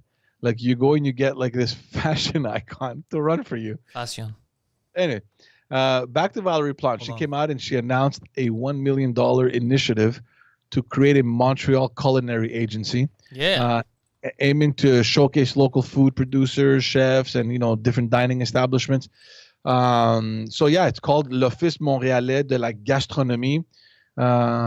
So yeah, basically she says that it aims to make Montreal the gastronomic capital of North America. We want it is. I was about to say that. We already are. It is. I've been to many places, many eats. It is. Yeah. So we want to use that as a means to attract more tourism here because of our restaurants. So we want to put Montreal on the map based on our dining establishments. So yeah, so like I said, the agency it will promote local chefs, artisans, growers on the international stage. They will foster relationships between niche producers and restaurants. They will promote training for the next generation of professionals in the hospitality industry, help the industry adopt new technologies. So yeah, this is part of a larger plan, which we had spoken already about, where the city is investing $5 million. And I think that even the government of Quebec, along with the city of Montreal, they're investing up $25 million in revamping this whole. But I don't know, how is any of this going to help? Because they wrote in the chat that there's like a shooting every day. The crime rate has gone up. We're turning into Gotham. So if the crime rate has gone up and all these influencers and famous people are running for politics, why, like, the stage is set perfectly for Marie-Pierre Morin to run as mayor, and she could take a bite out of crime. That's what I think should happen. That's her platform. That's her. I'm running that campaign. Oh, bro, I can't believe you, bro. You're the best. What? No, just... So yeah, so she's announcing this. Obviously, the opposition is like, this is purely electoralist. This is not something that we need right now. Do we need to spend so much money on revamping an industry that you fucking killed? You know what I mean? How about we focus on getting people back into the city, rebuilding the city, investing in getting the infrastructure in order, and then the business will just come like it always existed. Yes. I mean, how can you, and look, I'm not arguing if whether or not they're right as an opposition, but at the same time, I'm looking at things that the Valerie Plante administration has done downtown, where you've completely blocked off main arteries like St. Catherine, and now you're coming around saying that we want to help the restaurant industry. So how does that compute? Like, how are you going to do that? It's the abusive husband that beats his wife and tells her, "But I love you. I'm doing this for your own good." Basically. Yeah, black eyes are in style. No, but it's just some certain things that kind of cancel out each other. Like, yeah, okay, you want to revamp the restaurant business? Look what you did on St. Catherine. How are you going to help those restaurants? Like, how are people going to get to them? A lot of them are just gone. They don't exist anymore. Are they done with the construction? I haven't passed by there in a long time. Are they done with St. Catherine, or is it still a mess? Let's Google how many businesses. Last time I was at St. Catherine was 2 weeks ago. No, no, St. Catherine's still fucked. Sauvé is fucked as well. Sauvé is doing all kinds of constructions around Décarie. Sure. Who goes to Sauvé anyway? That's what I'm saying. I went there yesterday because I had to go to the garage. It was the only reason. And I was like, what's happening here? It's like down it's mayhem. It's like they're scrambling. Like Lacadie, I can't remember who told me that it was a mess. That's serious. That's a serious artery right there. You know, St. Catherine is a big one. Like, what is going on, man? Like P9, how long has P9 been like under destruction, complete destruction? Like, what the hell is going on? Yeah, they've tried to. This is just bumpy enough. What are you gonna do now with this whole vaccine shit? What do you want me to do? Okay, I was actually thinking about you because Thank you. You know how we were talking about waiters and staffers in the restaurant that. Oh, I'm exempt. I already have my stuff. I'm exempt. I'll even bring it up to you, my friend. I have the thing from the government. Touche que la clé, le vaccin, le passeport vaccinal touche que la clientèle et ne peut être exigé dans les milieux de travail et scolaire. Les règles de la CNEST, whatever, demeurent inchangées. Un artiste et son équipe peuvent donc présenter un spectacle sans avoir le passeport vaccinal. Yeah, there you go. Yeah. Look, just raising a little flag over here because that does mention also the education, and right now the government, well, based on the pressure that they're getting from the opposition, may be considering imposing mandatory vaccinations in the education sector. Yeah. But I was thinking about you because remember when we spoke about how at the restaurant you can get served by a waiter who's not vaccinated, but when that waiter goes to eat with his girlfriend at the same restaurant, needs to be vaccinated, and it made no sense. Ridiculous. And Legault came out and said, "Well, look, these are labor laws that we can't really trample on them." So that's what I was thinking about you. I mean, you're actually working. I'm labor. They can't really impose that you get vaccinated if you're in an establishment that requires you to do that job, even though the people coming to see you need to be vaccinated. So I'm guessing that you're exempted. I am exempted, but it doesn't matter. I've already been vaccinated 3 times. But I'm exempted. How have you been vaccinated 3 times? Why do you ask questions? Why do you ask stupid questions, George? You didn't know this. The artists were ahead of the game. By the way, as of September 15th or 20th, you're all expected to get booster shots if you didn't know this already. Did you know that? No, but That's right. everyone That's right. or Artist Illuminati, bitch. it's the 65-year-olds and above. I'm not joking. For real, the booster shot's coming out September, mid-September. It's no joke. But yeah, but I'm not so sure if it's for everybody. I think I heard somewhere that it's for the seniors. They're saying it's for the seniors now. It's gonna be for everybody, just like how they said it's one shot, and then they said for everybody now it's two shots. Just how they said there's no passport if we reach 75%, we reached 80%, and there's a passport. It's just trickling. They do this in steps. I'm telling you from now. You've seen the clip. I don't know if it was you or Phil. I don't know if it came from our group or if it was somewhere else. You've seen the clip where Justin Trudeau is being questioned. Like, it's a clip of him giving an interview. This is, before he had a beard and everything. It was before election, and he was saying, how can we impose mandatory vaccinations? We have to look at people's rights. We don't know what underlying conditions they have, and our government is never going to do that. And then it just clicks to him saying, if you are planning on going on a trip, you don't think that you're going to be putting vaccinated people's lives in danger. That sentence is so stupid. Oh fuck, man! It's just hilarious. Hilarious. I'm gonna end because I need to jump on Zoom because I have a podcast to do. But our boy Balarama Holness, I don't know if you saw this. Maybe this is gonna make you change certain ways you look at him. Wait, is he still your biggest nemesis and rival? He's never been my nemesis. I've criticized him equally and fairly, like I've criticized other politicians. No, but I found this interesting because he came out last week and said that should he be elected mayor of Montreal, he's going to do everything in his power to lure the NBA in Montreal. Rather than a baseball team, we deserve an NBA team, much more cost efficient, which he's right. It's time that we start thinking about getting that into Montreal. No, the only way I'll like it is if they move the Raptors because I know here. we spoke about how it makes sense to have the NBA here in Montreal. It makes sense, but it's gonna be hard to maintain. Like a new team. New teams are goofy off the bat. You know what I mean? I don't know. I'm just saying they're goofy. They're goofy, but like, what do you? First of all, it costs way less money. You don't need to build a stadium. You have a hockey ring, and that you can just easily transform it into a basketball court. Yeah, that's what they do. It's just, what's going to be the team name? I don't know, but that's not important. It's but, very important. It is very important. You see what I'm saying? It's very fucking important. What would you call them? The Quebec Poutines. Montreal Poutine. Or the Quebec cheese curds. Yeah. The Montreal Bikes. We got a matchup today. It's the Washington Wizards versus the Montreal Cyclists.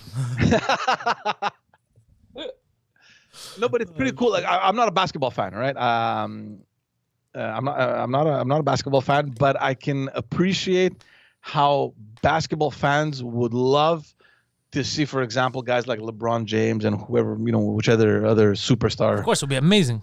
Comes to Montreal. I mean, that'll be great, right? Yeah. And LeBron and mine's feud can continue locally. LeBron James. LeBron Hams. Yeah, I don't know, man. If they do it properly and there's a good team, but this city does not like losers. So if the team is shit, bro, that money's going down the toilet. No one's gonna come watch.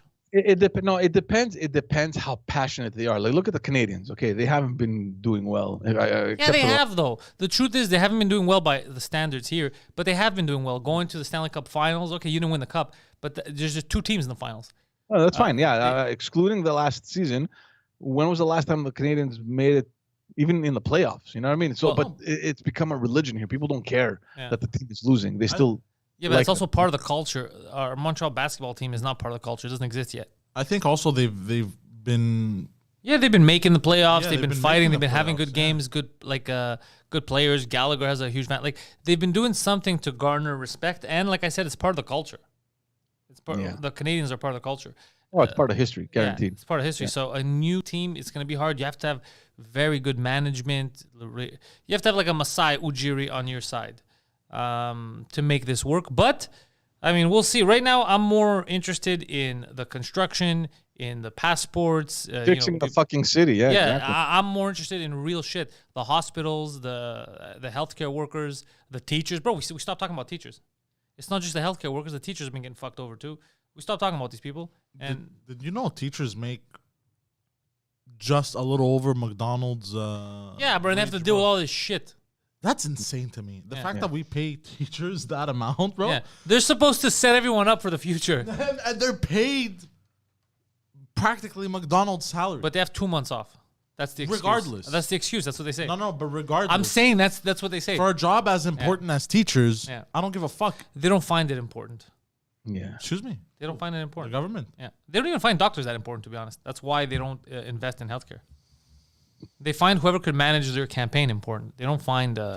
You need doctors, right? They'll go to the private clinic. You need a public doctor. They don't. They'll go to the private clinic. They don't give a shit about what you need, bro. Peasant. Yeah. I guarantee you, just if you double the teacher's salary, I guarantee you education is gonna. No, I wouldn't guarantee you that at all, because the education system isn't just fucked because of the salaries, because there's plenty of people that love what they do and they're good teachers. It's not because of the salary to do it, but they have no books in there. That's you know, true. the stuff's ripped. That's true. It's not just about paying them more that magically kids are going to learn. You need smaller classes. You can't It's have the services that they have, or rather don't have, Yeah. that they have to kind of. Yeah, I remember going to Evangeline, bro. Everything was decrepit. Yeah, the books were ripped up. You're Yeah. missing pages. Yeah, even the library was like, Yeah. they had books, but they were all like fucking God. But I knows. think it got better now. Whenever I jog by there and stuff, it looks cleaner. It looks like they made some Yeah? improvements. Yeah, I don't know inside what happened, but it looks nicer. Anyway, I don't know. I got to Anyways, run. cue the guys. I gotta music. get off Don't worry, TV. we're closing off with you, George. If you enjoyed this episode of The Morning Show, then we got more podcasting for you. New episode 2 Drink Minimum just dropped on the YouTube channel and wherever the hell you get your audio versions of podcasts. George can be found on his channel as well. Links are in the description. George has 2 hit podcasts. One of them is Just Us Dads, where he gets together with a bunch of other daddies and they talk about what it's like forcing your kids to get vaccinated in 2021. And also, when you're looking for something serious, he's got the Backstage Podcast. They are back. He is interviewing just about every politician in a 50-mile radius during these times of election. So if you want to know what these parties are thinking, go no further than the Backstage Podcast with George. He will help you sway your vote one way or another. You can find Poseidon, the Poseidon69 on Twitter and Instagram. Also, patreon.com/Pantelis. Patreon.com/Pantelis. That's where you sign up for exclusive content. You support the nation of domination. And we give you all kinds of cool shit. So thank you guys, and go fuck yourselves. Take care, guys.